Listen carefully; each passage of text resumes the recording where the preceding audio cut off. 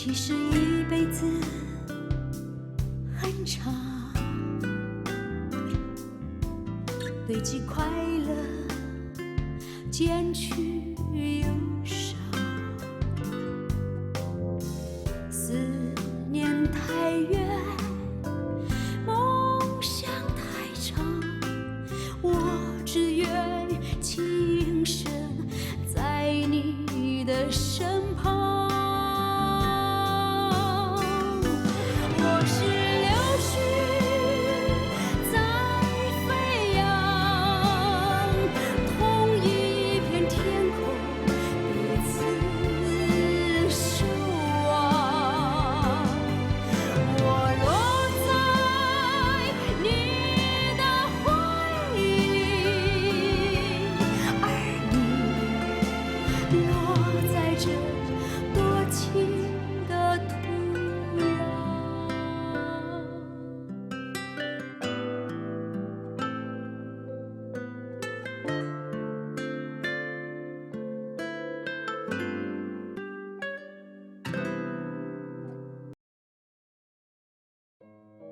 都听到你广播了。你听到了？你听到什么了？啊，春燕儿，那个美凤不是关心你第一次广播的事儿吗？我就跟她实话实说了，失败了，没事儿，第一次失败挺正常。是，我也觉得我还年轻呢，我需要多锻炼锻炼。孩子该喂奶了，他来了，你们……我们出去。行，那你忙着啊。拜拜，上班吧喽。四叔，昨天是我太唐突了，对不起啊，我向你道歉。道啥歉？可以理解，可以理解。我昨晚跟家父通了电话，告诉了他这边的情况，尤其是武健牺牲的情况，他对美凤跟孩子的将来很担心呢。那你爸爸什么意思啊？他准备什么时候把孩子和大人接回家？家父让我在这逗留几天，等美凤身体好了，就让我先把孩子接回去。他还嘱咐……等，先把孩子接回去，美凤留在这儿，是这意思吧？啊！哎呦，他怎么能干这种？你想想啊，这孩子刚出生啊，大人能离开孩子吗？孩子能离开大人吗？啊，苏师傅，您可能不了解我们的家庭情况。你们家不就是当兵的吗？军人家庭吗？高干是不是？啊，那高干咱也不能干这个事儿啊！要是美凤离开这个孩子，她不得去死去啊？不是你们这个高干家庭怎么这么没有人情味儿啊？啊，您别激动啊，别激动。这样，我们换个地方说，好不好？来。10年前，我还在基层部队当兵，我母亲去世的早，家里只有我父亲跟美凤2个人。那个时候，我父亲也受到了冲击，他被红卫兵批斗得很惨。你知道那场批斗是谁组织的吗？就是美凤。他那个时候很激进，是红卫兵的头头。这件事我后来才知道，我父亲也知道，但是他一个字也没有提过。后来美凤说要去贵州，我父亲反对，但他还是悄悄地去了。最让我父亲伤心的是，这10年里他没有一封信，一个电报，连通电话都没有。为什么呢？他说自己太年轻了，又骄傲，不想在任何人面前证明他错了。10年不给家里通个信儿，难道就是为了要强吗？刚开始是要强，后来就是愧疚了。他坚持要去贵州，父亲反对，但他还是去了。他在贵州这段时间，过的是生不如死，有好几次差一点死了。多亏那个叫武健的人救了他，他才活到今天。不是这样，那他现在跟你的父亲还犟着吗？是啊，这么多年了还犟着。粉碎4人帮以后，父亲恢复工作，但他身体比以前差了很多，也不敢再对美凤有任何要求了。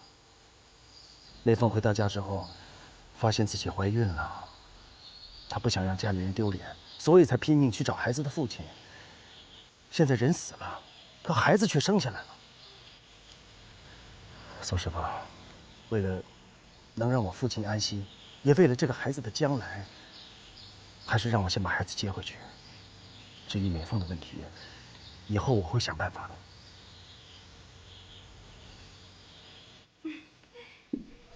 小春天该回孕婴房了吧？你感觉好点了吗？还挺好的。要没什么问题啊，下午就转到普通病房了。去普通病房是不是就经常可以看到小春天了？真是母女连心呢，离开一会儿就不行了。以后你们娘俩相处的日子还长着呢。来，哎，你别动，小心伤口。好的。呀，这怎么了？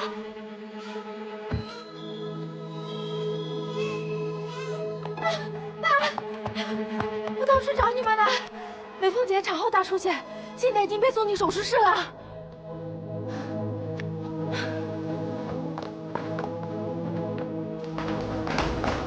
哎呀，护士，病人怎么样？还在抢救，现在需要输入大量的血浆，医院里没有血浆了。有什么问题你赶紧说呀！你是病人的直系亲属，现在只有你能救他。我们血型不一致啊，我是 A 型，他是 B 型。哎，附近还有哪家医院有血浆？我开车带你去拿。那就得去市医院了，开车去恐怕来不及。 O 型行不行？我们全家都是 O 型。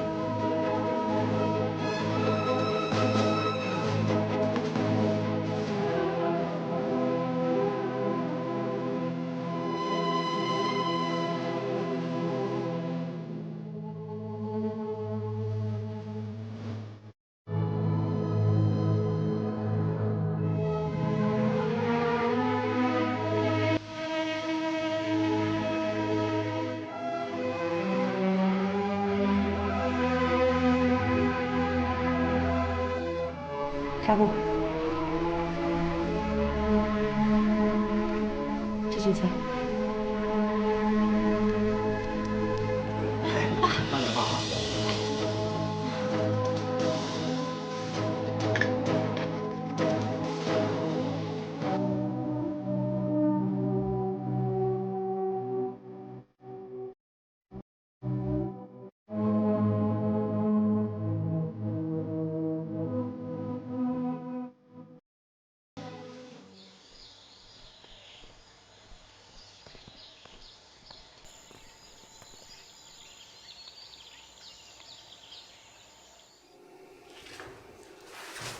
怎么样？脱离危险了，没事了。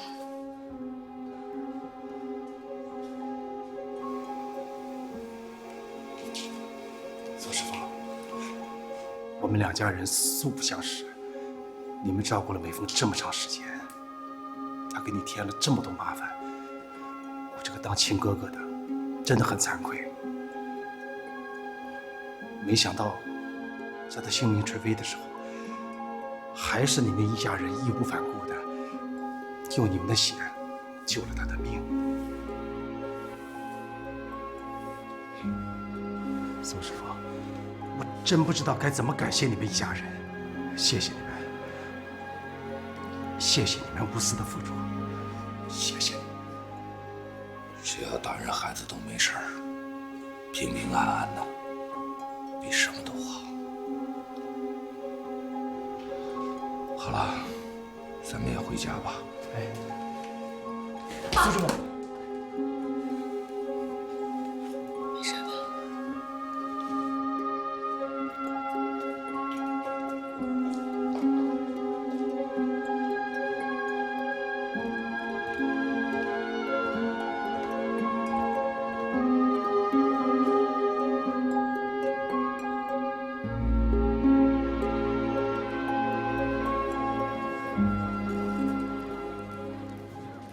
咋说走就走，吃了饭再走吧。饭我就不吃了。好，把车准备好，马上出发。是。那你就这么着急回家了？部队上还有很多工作要做，父亲身体也不好。既然美凤都安顿好了，我也该回去了。这孩子和美凤，你看着美凤在鬼门关上挣扎，我想了很多。还是您那句话说的对啊，人只要活着，比什么都重要。是。武健已经不在了，现在把孩子从他身边拿走，确实对他太残忍了。苏师傅，我看到了您对美凤的好，也看到了您对孩子的好，所以有件事儿，我想拜托您。您说。我想让您再照顾他们一段时间。我需要时间回去做一下我父亲的工作。等他知道孩子父亲的事情，等他死了找人的心，我就回来接他们，回去踏踏实实的生活。我现在算是明白了，暂时能给美凤一个遮风挡雨的地方，也只有您的家了。拜托了。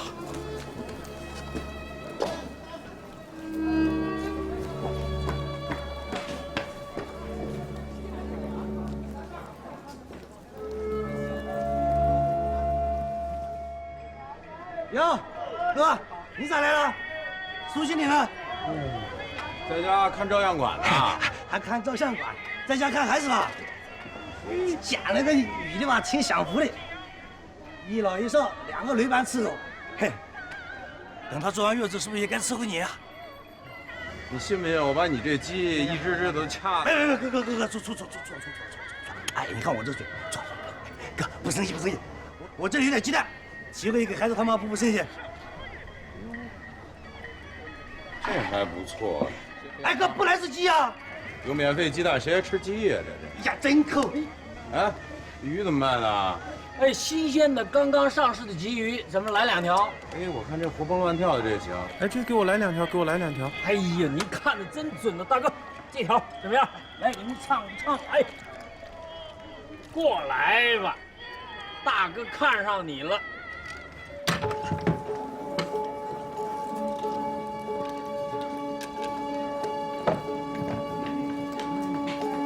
外甥，干嘛去了？找了你一早上。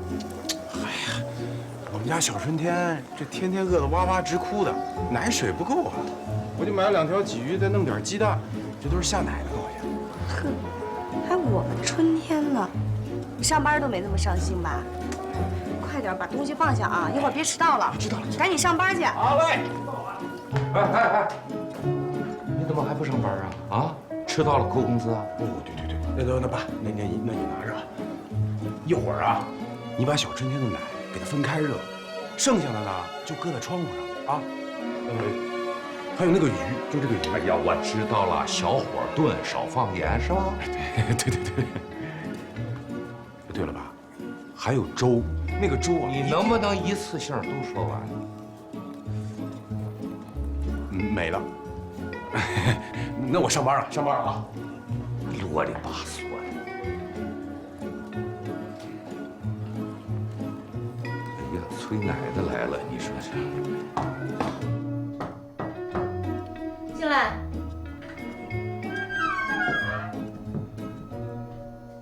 哎呀，你怎么干这个活的？老话不是说了吗？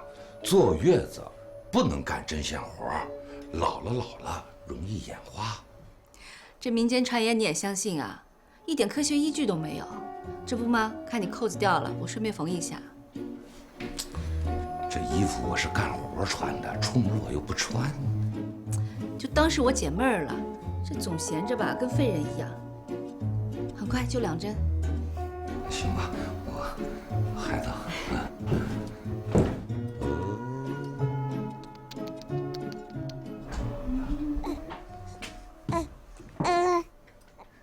你笑得多甜蜜，好像花儿开在春风里，开在春风里。好了，老苏，你看看。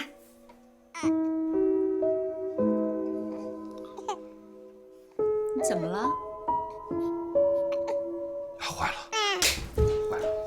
糊了。这，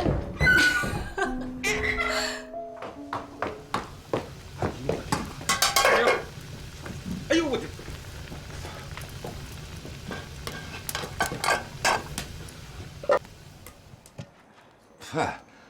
哎呀，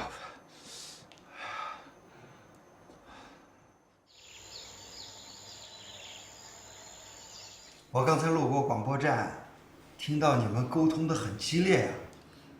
哦，副书记，我们是在讨论工作呢。他有一些问题不明白，在问我呢。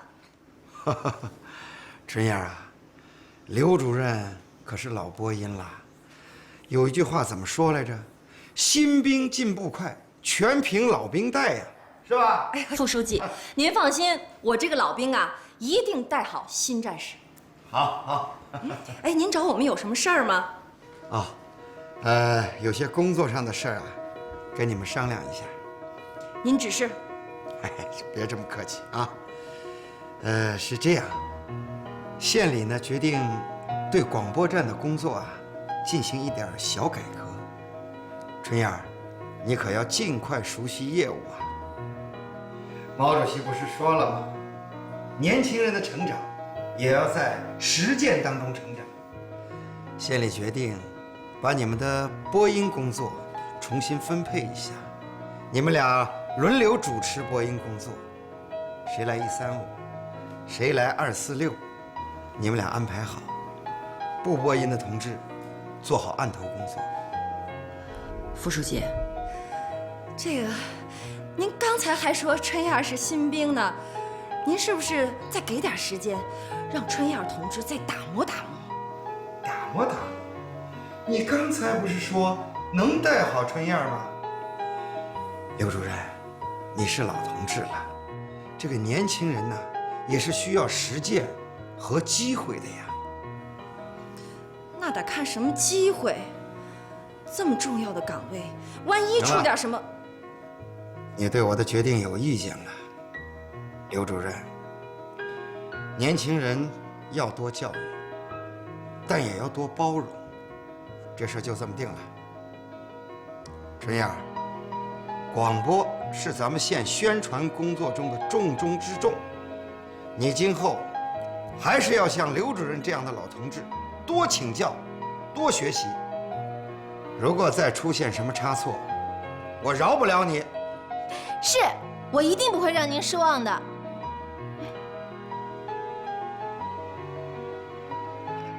一个仲夏的夜晚，阿黛尔在根草村小路上采来半天的野草莓，采累了，太阳一下山就去睡了。我看着他睡着后才离开他，来到了花园里。我在石子小径上散了一会儿步，可是有一股悠悠的、熟悉的香味。爸，我去同学家写作业，晚上不回来吃了。怎么老去同学家呀？啊，你自个儿没家呀？同学家的家比你自个儿的家好啊。我姐在我屋里，我静不下心来。哦，到同学那儿你就静下心来了啊？你是去做作业还是去玩去了？你又冤枉我！你怎么老看我不顺眼啊？干嘛呢？他看我像看犯人一样。我想去同学家写作业，他都不让我去。跟爸呛呛什么呀？别说话了。行了，爸啊，就让他去吧。这高中课程啊，信息量本来就大，这上课很容易记不住的。这不跟同学在一起写作业，商量商量，挺好的呀。去吧。哎，但我告诉你啊，早去早回，别回来太晚了，听见没？好吗？去，你就护着他啊。爸，真不是我护着他，他现在跟春燕住一屋，有时候的确也不方便，是不是？再说了，这不还没高3呢吗？您看他看得那么紧，不怕他有压力啊？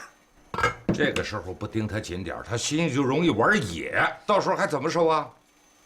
我倒觉得，您不应该只盯着老三，得敲打敲打春燕。春燕又怎么了？他下午那广播，您听没听啊？啊，我听了，挺好啊。好，他倒是好了。他人呢？春来那儿呢。我去找他。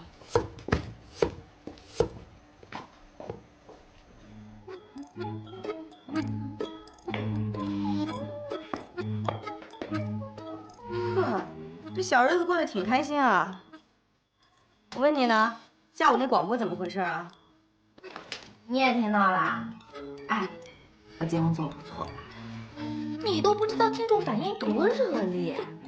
刚才回来我还跟人静问我剪到后来怎么样呢？别看了，你干嘛呀？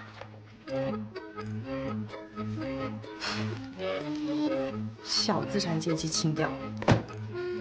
你懂什么？那是世界文学名著。哎，你等会儿，我还有话跟你说呢。我问你啊，这广播站刘主任播得好好的，怎么今天换你了？周传言，我告诉你啊，你不要趁着你年轻就强出风头，枪打出头鸟，知道吗？早晚你会吃亏的。什么枪打出头鸟？这都什么年代了？优胜劣汰你懂不懂？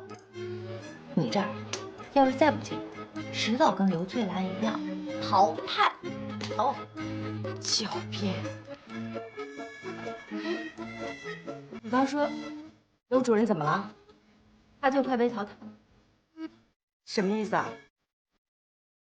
让我们俩轮流主持播音工作，那是副书记的安排。现在呢，他还有一半机会，将来啊，恐怕连一半机会都没有。春燕儿，你知道你这叫什么吗？这叫忘恩负义。我忘恩负义？姐，你知道他是怎么挤兑我、压制我的吗？像他这么古板加小心眼的，我不取代他，都会有人挤了他。还我！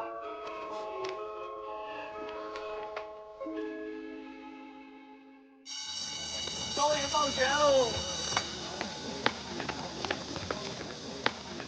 哎，春来，我哥找你有事儿。干嘛呀？过来一趟不就知道了？走吧，快点儿，快点吧。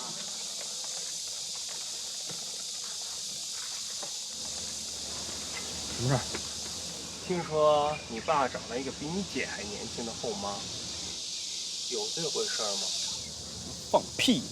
哎，干嘛呀？我还听说比你姐年轻好多，漂亮好多好多。那你以后管她叫姐呀，还是妈呀？我干什么呢？干什么呢？他欠我钱。欠我钱？放学赶快回家，别在学校逗留。春来回来了，快过来吃饭了。不饿，怎么能不饿呢？每天晚上放学这么晚。我说了，我不吃。春来，都要期末考试了，赶紧吃点东西补充营养啊。你那营养啊，留着给你的宝贝女儿吧。嘿，怎么说话呢？你这是？你瞅瞅你弟那混劲儿就上来了。哎呦，他不吃就不吃嘛。来吃饭了，吃饭吃饭吃饭。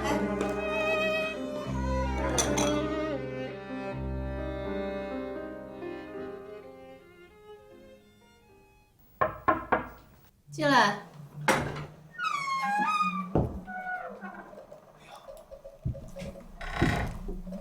宋师傅，孩子睡了，早睡了。好，你这不吃饭可以啊，这汤你得喝点儿，刚熬的鸡汤。我不饿。哎，这不春来的衣服吗？是，这衣服啊，他穿的大了，我看不合适，给他改改。哎呀，改什么改啊？小男孩有件衣服穿就行了。那不行，这春来现在是青春期，刚开始注意形象的时候，这衣服要是穿的不合适，他自己不说，那其他同学还会笑话他呢。那笑就笑话嘛，只要学习好就行。这你不懂，这形象不好啊，会伤自尊心的，这说不定还真会影响学习。哎呀，别说，还是你们女同志心细哈。我这个当爸爸的，想的没那么周到。哎呀，我看春来啊，总穿个长袖，这天越来越热了。哎，你看，我把这长袖剪成短袖了，还包了个边儿，收了一下腰，一会儿我弄好了，你给他过去看看合不合适。你想的真细，谢谢你啊。你说什么呢？自从我来你家，就给你们家人添了不少麻烦，我一直想补偿补偿。这些缝缝补补的事情也是我现在力所能及的。未来我要是真走了，就算给你们留个念想吧。哎，你这话什么意思啊？就这么一说。哎，趁热喝啊！谢谢啊。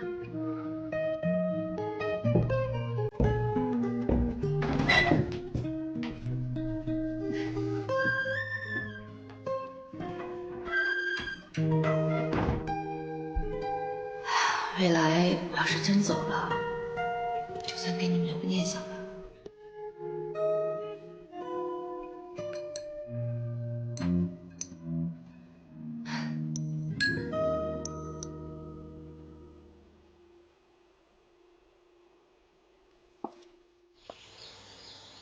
关于这次救火英雄古建同志的座谈会，是咱们今后这个阶段的工作重点。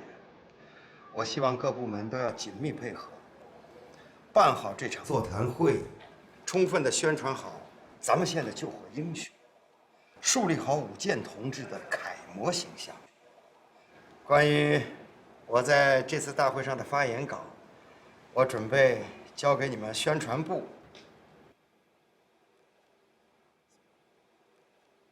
苏春燕同志，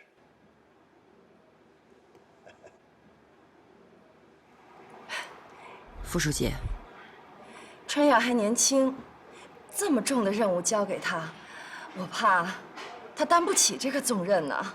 刘主任，咱们这些老同志，都是从年轻的时候过来的，就是要多锻炼，是吧？小苏同志，这次你得给我立军令状，再不能马虎了。是，保证完成任务。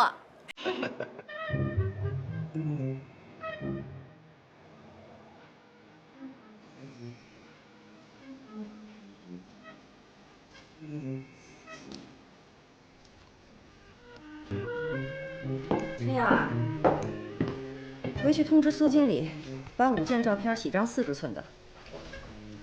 40寸？这光明照相馆恐怕洗不了吧？怎么洗不了啊？我从小看我爸洗照片，咱们家那放大器顶多到20寸。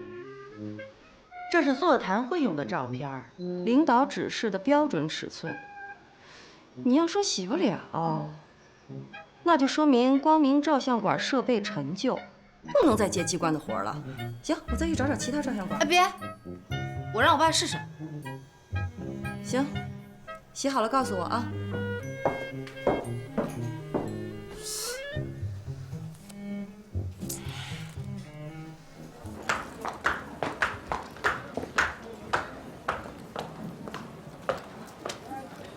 哎，怎么耷拉个脸呢？谁欺负你了？还能有谁？您的老朋友刘翠兰。孩子，不管怎么说啊，他是你的领导，他给你安排的工作，你就得好好干。爸，工作上我可从来没偷懒。这回，他是给您安排了一项任务，就看您能不能接得住了。什么任务？他呀就美凤姐呢？哄孩子睡觉呢。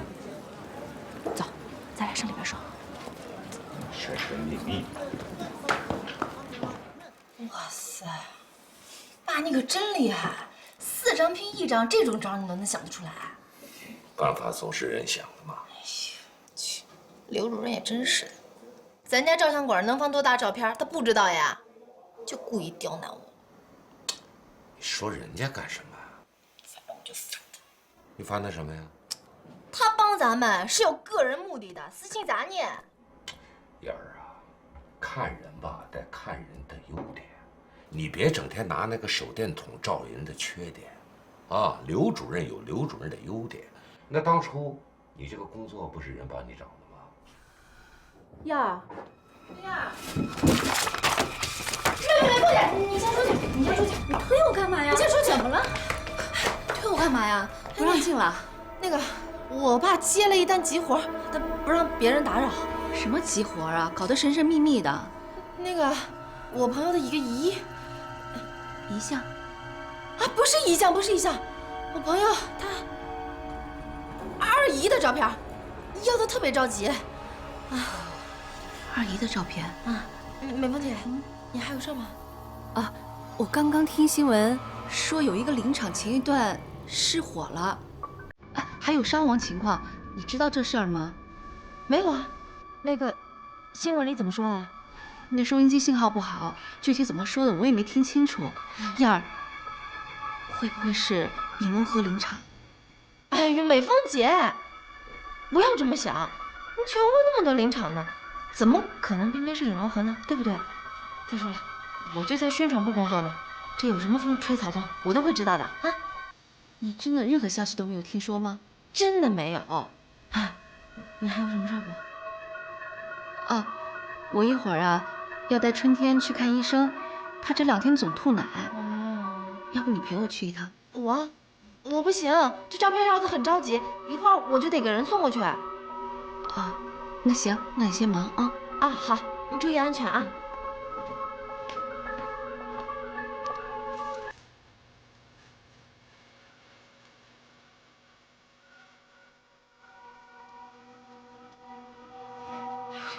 怎么样？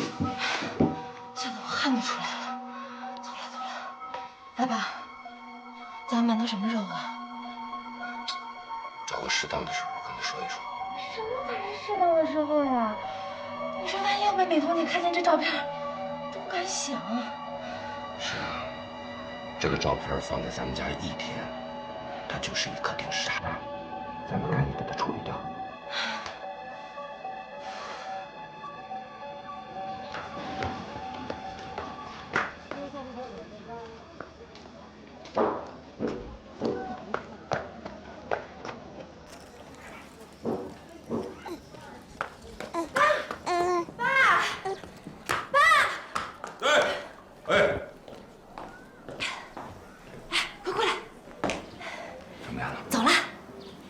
走远了，肯定走远了。快，送过去。哎，好。送给刘主任以后啊，给小卖部来个电话，告我一声啊。好，知道了。赶。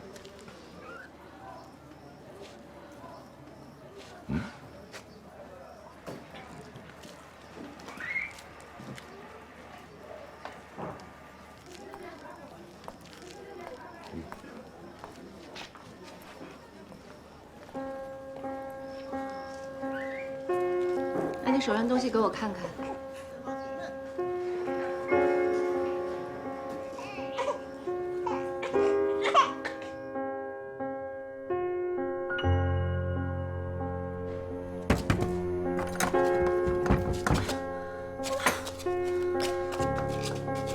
美凤姐，你听我解释好不好？我也不是故意瞒你的，我都是为了小春天着想。你把门开开吧。行了，你别在这嚷嚷了，让他静静吧。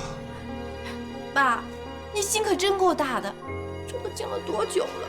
你不担心啊？我怎么不担心呢？我担心有用吗？我担心他能出来吗？我担心他心里能好受吗？让他静静也好，说不定啊，过去这个弯儿，他心里也就好受一些。那要再静下去，万一出事了呢？哎，出什么事了？美凤姐把自己关在屋里不出来，我担心她。哎呦，好了，进屋说。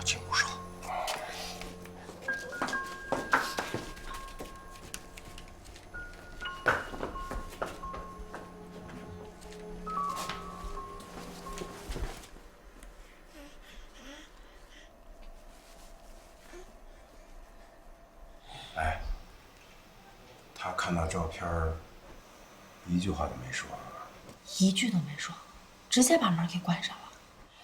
进去多久了？小一会儿了，一点动静都没有，一点儿都没有。坏了！哎呦，你这一惊一乍的你。爸，我们厂小杜就是这种情况，他爱人刚刚去世，我们就帮着他去办白事儿。这女的一滴眼泪都没流啊！当时我们哥儿几个还说呢：“哎呦，这女的太坚强了。”可没成想，刚过2天，你猜怎么着？抱着孩子跳河了！别在这胡说八道啊！爸，我怎么是胡说八道呢？我们厂谁不知道这事儿？小胡他不是这种人。胡美凤才来多少天了，爸？您就真了解她？小胡还有孩子，孩子又那么小，为了孩子也不至于寻短见吧？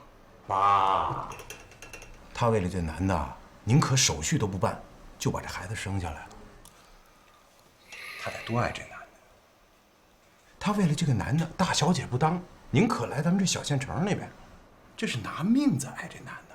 现在这男的没了，他还要命干什么呀？我没时间在这听你瞎白话。哎，爸，你乱说话！我要是他的话，我肯定一了百了了。你说我说的对不对？对个屁！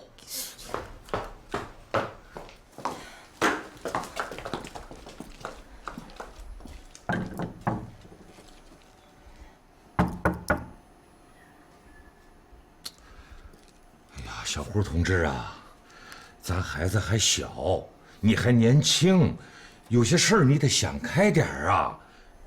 美凤同志，哎呀，人死不能复生啊！况且你现在还这么年轻，是不是啊？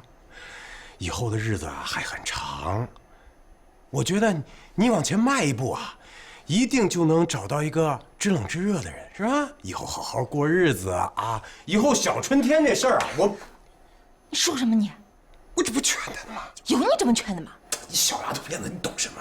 我告诉你，我现在就是让他重新燃起对生的希望，你明白吗？行，别在这吵吵。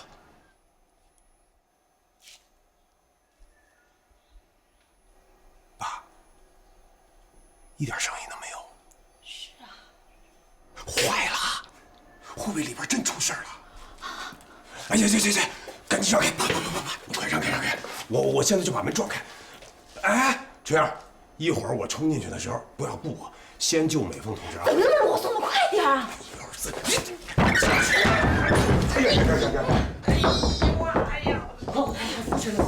哎呦，你这门没锁，你怎么不早说呀你？哎呦！什么叫人死不能复生？有证据证明他死了吗？小胡同志啊，这是公家那儿传出来的消息，大喇叭不都广播了吗？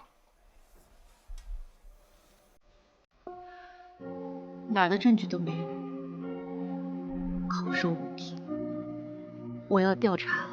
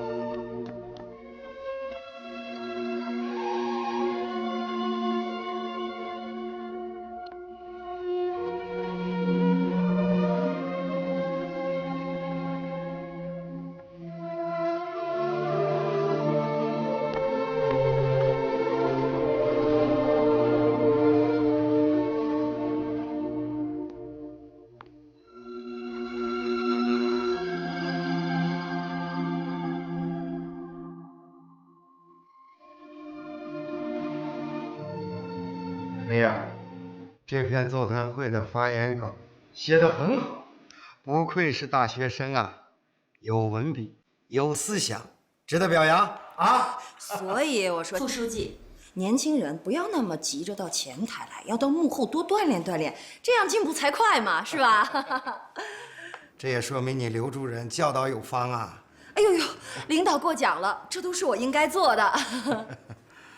春燕，什么时候毕业呀？哦，今年7月份。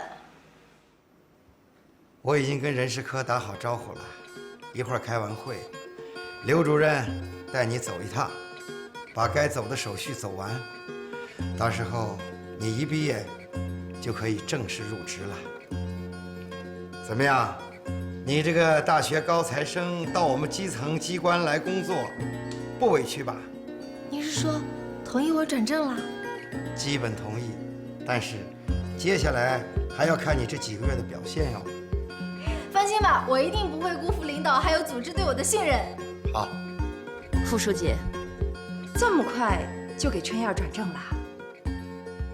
刘主任，咱们国家的政策是改革开放，促进生产。未来时代快了，我们也要跟着快起来。工作快，决策快，用人也要快。如果我们再慢下来，就要被这个时代所淘汰呀，是不是，刘主任？好了，春燕同志的工作就说到这儿，一会儿啊，咱们商量商量武健同志座谈会的事情。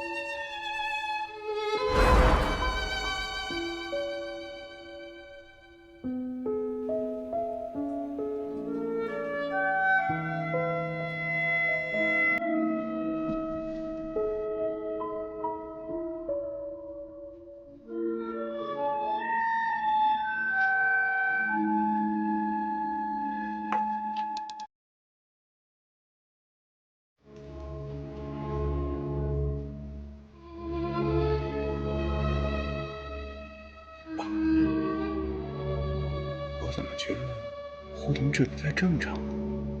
你看他一点都不难受。我担心啊，要么就哭，要么就怕这。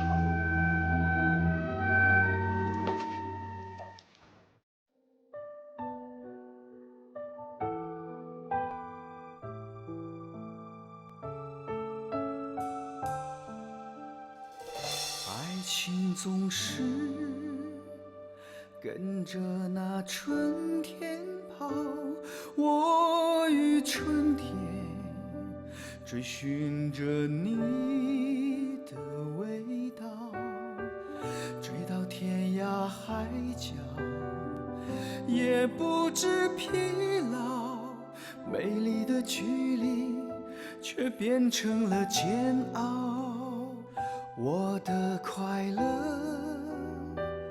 变得越来越少，我与快乐分享离别的味道，思念如飞雪飘满了鬓角，期待那重逢给我惊喜和欢笑，